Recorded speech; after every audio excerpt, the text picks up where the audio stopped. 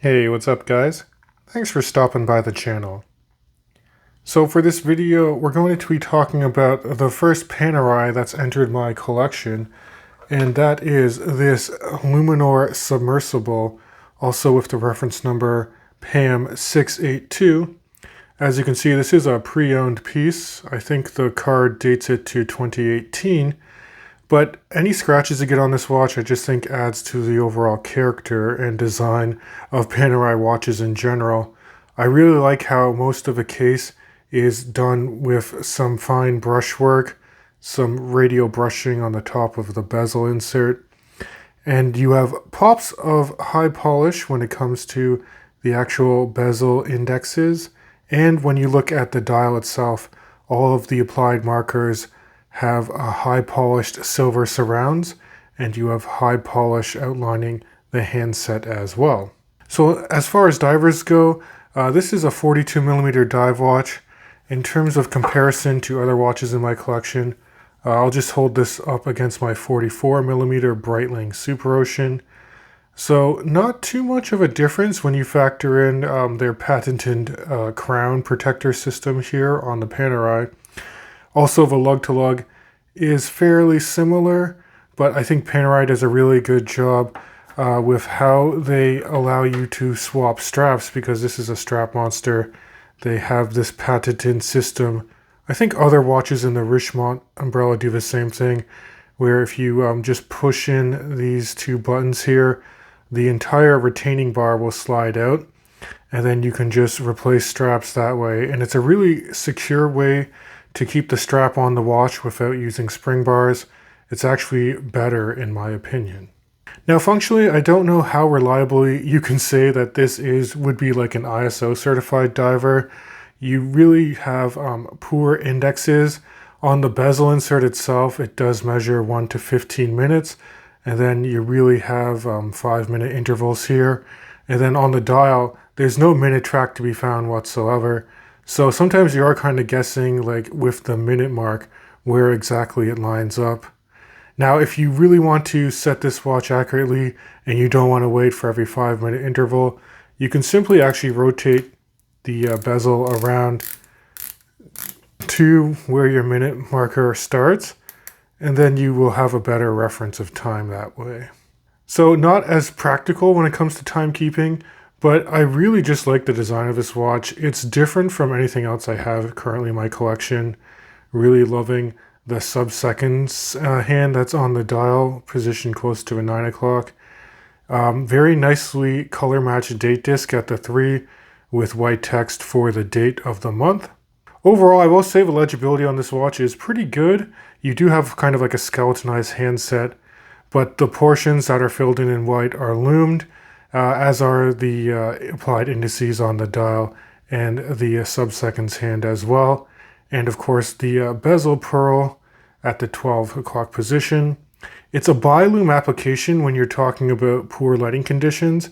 So similar to like Omega Seamaster, you're going to have the pearl on the bezel and the minute hand light up blue, and then the rest of the dial and handset will light up in green. It's not the most potent lume, it actually fades fairly quickly. But that being said, it's still pretty legible overall. Now taking a look at the side profile of the watch, the lug-to-lug distance between my thumbs, I measure at 51.3 millimeters. And when we're discussing overall thickness for this diver, it's 14.3 millimeters from the bottom of that screw-down case back.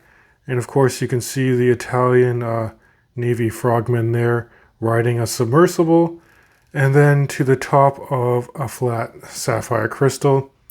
I do think there's some AR treatment. I'm not too sure on the underside of the sapphire crystal, but I would say the viewing angles overall are pretty good.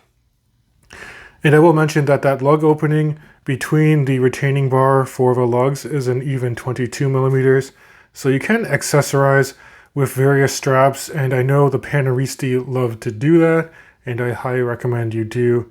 It does change up the look of the watch quite nicely. So here's a quick in-studio wrist shot, just to show you how this watch would wear on a 7.5-inch wrist. That's 19 centimeters in circumference if you use the metric system. And you can see down the barrel, the watch does lie fairly flat and squat on the wrist, even though you do have a fairly lengthy 51 millimeters lug to lug. People do ask if the patented crown protecting system will dig into your wrist. I do find you get good articulation. It hasn't really bothered me at all thus far. And if you're wondering, the weight of this watch on the OEM black strap here is 131 grams. Now you may note on the dial under Panerai it says automatic. This is housing Panerai's in-house caliber, the P9010. This one does have 2 mainspring barrels, so you're actually getting 3 days of power reserve of this particular timepiece, while it does tick away at a modern 4 Hz beat frequency, which you can see on the sub-seconds dial right there. It also does have their Glutacore balance, which is supposed to help, I think, with anti-magnetic properties and shock tolerances. And of course, to operate all of this, you just unlatch the crown protector here. In that open position, you can easily manually wind the movement. A really nice feature about this particular movement, which I quite enjoy, is that in the first position, you can independently jump your hour hand. So it's almost like a GMT function, or at least you won't lose your accuracy if you're switching time zones when traveling with this watch. And then if you do pull out the crown to extremity, you can actually hack the seconds hand, and then you can set accurately to any reference time you like. And then to get it all going again, you just put this back into play. Now I might have forgot to mention this earlier, but the bezel action on this guy is a bit different from other watches I've had. It feels very springy. Like if you click it once, it will spring back about half a step, but then it's locked in. You do get pretty good alignment, even though the graduations on the bezel aren't that many, so no real complaints. So at the end of the day, I was happy to be able to pick up this watch as my first Panerai. As far as Panerais go in general, I think that this is quite a wearable watch. It's really fun to swap out and put different straps on this guy. I think it's a great summer watch overall. I will say it's not the most practical diver that's out there. The Lume could be a bit better. I do think that having a minute track would be a little bit better and easier to keep time at a glance. But as always, I'd love to hear your thoughts on this particular timepiece in the comment section of this video. What are your thoughts on the Submersible, and would you consider picking up a Panerai in the future? Now, if you do like this content, please consider subscribing to my YouTube channel. It helps out a lot, and I can't wait to catch you guys in the next video.